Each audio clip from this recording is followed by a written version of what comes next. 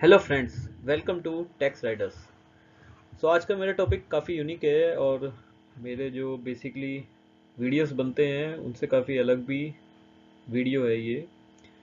तो आज हम डिस्कस करेंगे म्यूचुअल फंड्स के बारे में और आपको बताएंगे कि आप म्यूचुअल फंड में इन्वेस्टमेंट करके कैसे जल्दी पैसा बना सकते हैं। अब इसमें एक मिथ है, कुछ लोग मानते हैं कि म्यूचुअल फंड गैम्बलिंग है और यहाँ पे पैसा डूबता है। वो लोग बिल्कुल गलत हैं, क्योंकि वो लोग अभी भी जो हमारे एफडीज हैं उसमें पैसा सेव करते हैं और वो एफडी का इंटरेस्ट आप सभी को पता है कितना कम है आज की डेट में।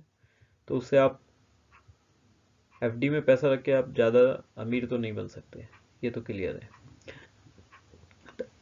ऑब्वियसली म्यूचुअल फंड में रिस्क है और आप जितने भी एड्स देखते होंगे टीवी पे वो उसमें साफ साफ लिखा हुआ भी होता है, mutual funds investment are subject to market risk, read all scheme related document carefully. तो रिस्क है तो इश्क है, ये कोई महान बंदा पहले बोल चुका है, तो वो सही बोलता था, गलत नहीं बोल रहा है। मैं एक म्यूचुअल फंड डिस्ट्रीब्यूटर हूँ और मैं सेबी सर्टिफाइड भी हूँ। तो मैं आपको जो म्यूचुअल फंड के आज डिस्कशन करने वाला हूँ इस वीडियो में, ये मेरा अपना एक पर्सनल एक्सपीरियंस भी है और मैंने प्रैक्टिकली अपना और अपने क्लाइंट्स का पैसा बनाया भी है इसमें। और मैं आपको बताऊंगा कि म्यूचुअल फंड और शेयर मार्केट में जो रिस्क है वो म्यूचुअल फंड में कम है, उसका क्या रीज़न है वो भी मैं आपको वीडियो के लास्ट में बताऊंगा। फ्रेंड्स, इस स्लाइड में हम डिस्कस करेंगे कि म्यूचुअल फंड क्या है। तो म्यूचुअल फंड बेसिकली एक पूल ऑफ मनी है जो प्रोफेशनल फंड मैनेजर मैनेज करते हैं। तो बेसिकली एक ट्रस्ट है, इसमें डिफरेंट और काफ़ी इन्वेस्टर से पैसा एक स्कीम में आता है। स्कीम का ऑब्जेक्टिव सेम होता है और उसके थ्रू वो पैसा शेयर मार्केट में लगाया जाता है। तो जो स्कीम से पैसा या प्रॉफिट जनरेट होता है वो जितने भी एक्सपेंसेस हैं उस फंड मैनेज करने के लिए, उसमें वो एक्सपेंस रिड्यूस करके वो पैसा जितने भी यूनिट होल्डर हैं या जो इन्वेस्टर्स हैं उनमें डिस्ट्रीब्यूट कर दिया जाता है एनएवी के थ्रू। तो बेसिकली जब कोई म्यूचुअल फंड मार्केट में आता है तो उसकी वैल्यू सपोज 10 रुपये है, तो उसमें प्रॉफिट आपका इंक्लूड होता रहेगा एनएवी के अंदर और उसकी वैल्यू बढ़ती रहेगी। इसलिए आप देखते होंगे काफ़ी सारी स्कीम्स की एनएवी 400 भी होती है, 500 भी होती है, क्योंकि उसमें वो प्रॉफिट इंक्लूड हो चुका है।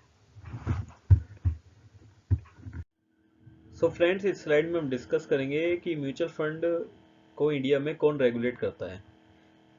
तो सपोज अगर कोई इश्यूज हो जाता है, आपका जो मनी है वो कैसे सेफ माना जाएगा, तो उसको उसके लिए किसी ना किसी रेगुलेटर का होना जरूरी है।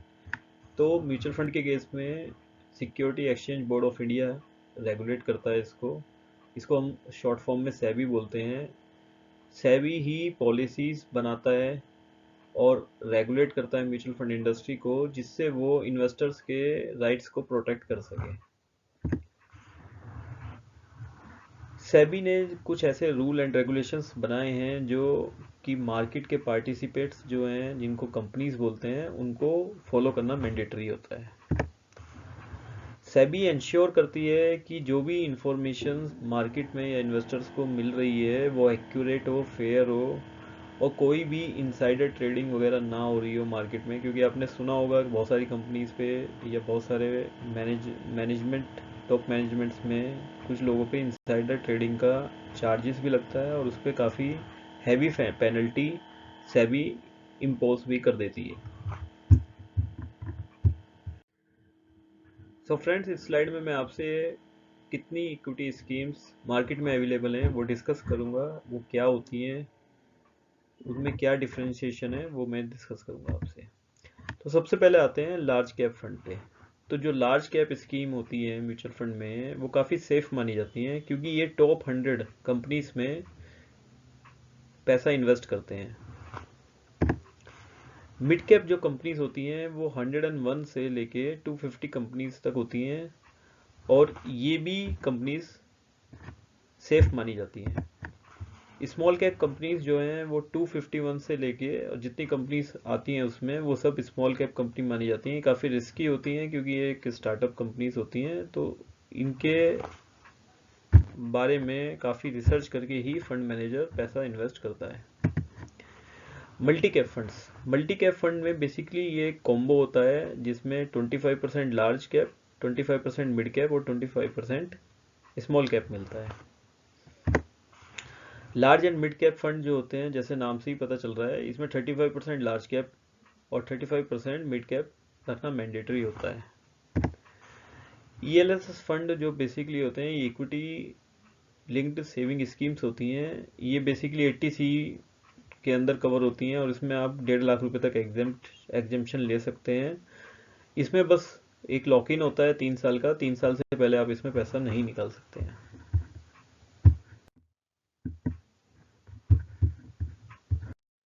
सो फ्रेंड्स, इस स्लाइड में मैं आपको दिखाऊंगा कि कैसे लॉन्ग टर्म इन्वेस्टर जो है वो म्यूचुअल फंड के अंदर एक बहुत बड़ी वेल्थ क्रिएट कर सकता है, जबकि जो शॉर्ट टर्म विजन इन्वेस्टर होता है वो कहीं नहीं पहुंच पाता।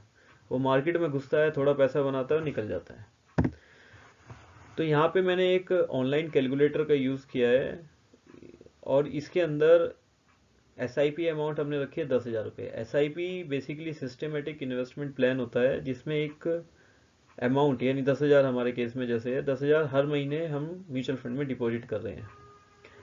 इसमें मैंने रेट ऑफ रिटर्न लिया है 12%, क्योंकि 12 से 15% आसानी से म्यूचुअल फंड दे देता है लॉन्ग टर्म में, तो मैंने मिनिमम 12% ही रखा है। इन्वेस्टमेंट ड्यूरेशन मैंने 30 साल का रखा है, क्योंकि अगर मैं आज 30 ईयर्स का हूँ तो 60 ईयर्स में मेरे को कितना पैसा मिलेगा मैं वो इस कैलकुलेटर से देखता हूँ। तो मैंने टोटल इन्वेस्टमेंट किया है यहाँ पे 36 लाख का और मेरी फ्यूचर वैल्यू बन रही है 3.49 करोड़। सो फ्रेंड, यही मैं आपको समझा रहा हूँ कि ये कोई मैजिक नहीं है, इसे हम बोलते हैं कंपाउंडिंग। ये बेसिकली पैसा कंपाउंड कर रहा है। आपको छोटा सा अमाउंट लग रहा है 10,000 रुपये की, 10,000 से कैसे बन गया ये, लेकिन आप कंपाउंडिंग पढ़ेंगे तो आपको पता चलेगा कि कंपाउंडिंग में कितनी पावर है।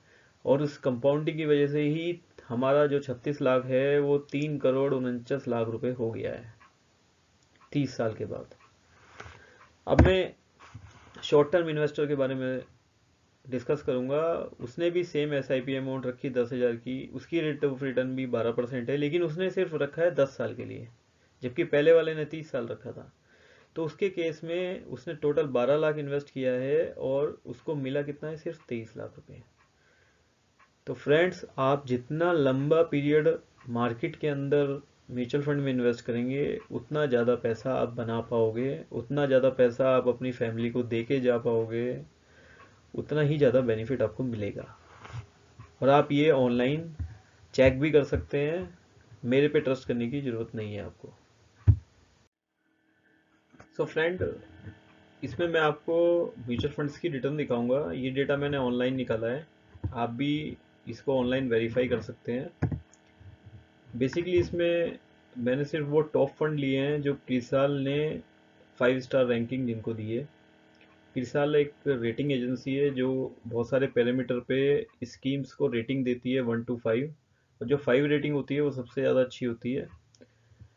तो इसमें कुछ फंड्स हैं, आप इनको ऑनलाइन भी चेक कर सकते हैं। अगर आप देखोगे तो एक साल के अंदर कुछ फंड्स ने 50% रिटर्न भी दी है,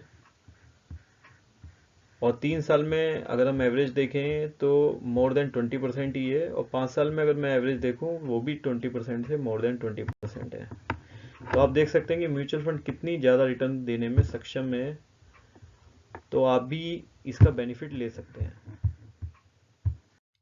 सो फ्रेंड्स, इस स्लाइड में हम लोग देखेंगे कि निफ्टी 50 आज कहाँ पर है और हमारे एक्सपर्ट्स क्या एक्सपेक्ट करते हैं कि 2024 के लास्ट तक ये कहाँ तक पहुँच पाएगा। तो ये मैंने ऑनलाइन चेक किया था 30 जनवरी 2024 को, तो निफ्टी 50 हमारा 21,522 पे ट्रेड कर रहा था। ICI डायरेक्ट की अगर मैं बात मानूं तो ये 2024 के लास्ट में 24,200 के आसपास होगा। वहीं अगर सैमको सिक्योरिटीज की बात करें तो उनका भी एक्सपेक्टेशन इनके आसपास ही है 24,500। और अगर मैं बात करूं एक्सिस सिक्योरिटीज़ की, तो वो भी हमें 23,000 का टारगेट देते हैं। तो आप देख सकते हैं कि कितना ज़्यादा बुलिश हैं ये लोग निफ्टी 50 को लेके। तो यही राइट टाइम है आपका म्यूचुअल फंड में इन्वेस्ट करने का और पैसा कमाने का। सो फ्रेंड्स, जैसे मैंने वीडियो की स्टार्टिंग में आपको बताया था कि मैं एक SEBI certified mutual fund distributor हूँ, तो यहाँ पे मैंने अपना सर्टिफिकेट पेस्ट किया है। ये बेसिकली 3 साल के लिए वैलिड होता है। तो 18 अगस्त 2025 तक ये वैलिड है। इससे पहले मेरे को दोबारा से सेबी का एग्ज़ाम पास करना होगा, जिससे मेरा ये जो सर्टिफिकेट है ये आगे 3 साल के लिए कंटिन्यू हो जाए। सो फ्रेंड्स, आपके माइंड में आ रहा होगा कि चलो ठीक है, म्यूचुअल फंड तो अच्छा है, आपने हमें समझा भी दिया, आपने हमें 3 करोड़ 49 लाख की फिगर तक भी पहुंचा दिया है, लेकिन आप हमें ये तो बताएं कि इसमें रिस्क क्या है और इसको लोग गैम्बलिंग क्यों कहते हैं। तो भाई ये मिथ है, लोगों ने अपने दिमाग में घुसा रखा है, गैम्बलिंग है। मुझे नहीं समझ में आता कि ये म्यूचुअल फंड को या इस शेयर मार्केट को गैम्बलिंग क्यों बोलते हैं। आप गैम्बलिंग मत करो ना, आप गैम्बलिंग करते क्यों हो। शेयर मार्केट के अंदर बहुत सारी बड़ी बड़ी कंपनीज है, Reliance, ICI bank, HDFC bank, ठीक है, टीसीएस, इन्फोसिस। इतनी ज़्यादा वो नौकरी दे रहे हैं, आप वहाँ नौकरी कर सकते हैं, लेकिन उन कंपनीज के शेयर में पैसा नहीं लगा सकते, क्योंकि वो एक गैम्बलिंग है। ऐसे कैसे हो सकता है। आप क्वालिटी स्टॉक खरीदें, क्वालिटी म्यूचुअल फंड खरीदें, आपको कभी नुकसान नहीं होगा।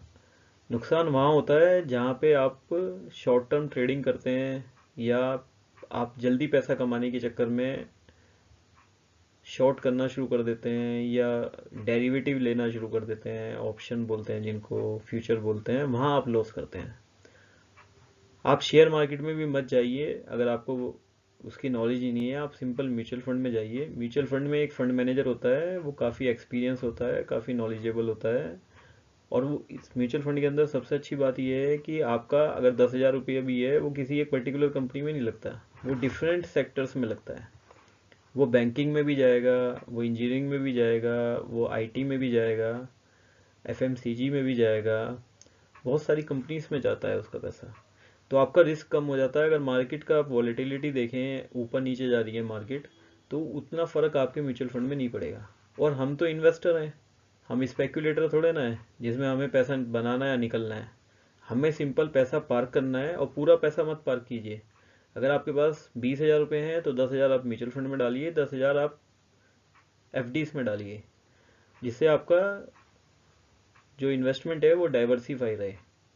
इनकेस मार्केट डाउन है तो आपको अगर पैसे की ज़रूरत है तो आप एफडी से पैसा निकाल सकें, ठीक है। तो इसमें आपको बेनिफिट ही है। और मैं आपको यही रिकमेंड करूँगा, मेरा अपना पर्सनल एक्सपीरियंस भी रहा है अपने केस में भी, अपने क्लाइंट के केस में भी, कि इसमें पैसा तो बनता है, ये तो श्योर है। बाकी आपको अपना डिसीजन खुद लेना है। अगर आपको ये वीडियो हेल्पफुल लगी है तो आप मेरा चैनल सब्सक्राइब कीजिए और शेयर कीजिए अपने फ्रेंड्स के साथ। आप मेरे को लिंक्डइन पे भी फॉलो कर सकते हैं। मेरा जो अकाउंट क्रिएट है वहाँ पे वो सीए अंकित कुमार सिंगल के नाम पे आपको मिलेगा। आप उसको फॉलो कर सकते हैं और मुझे कनेक्ट भी कर सकते हैं। तो थैंक यू वेरी मच।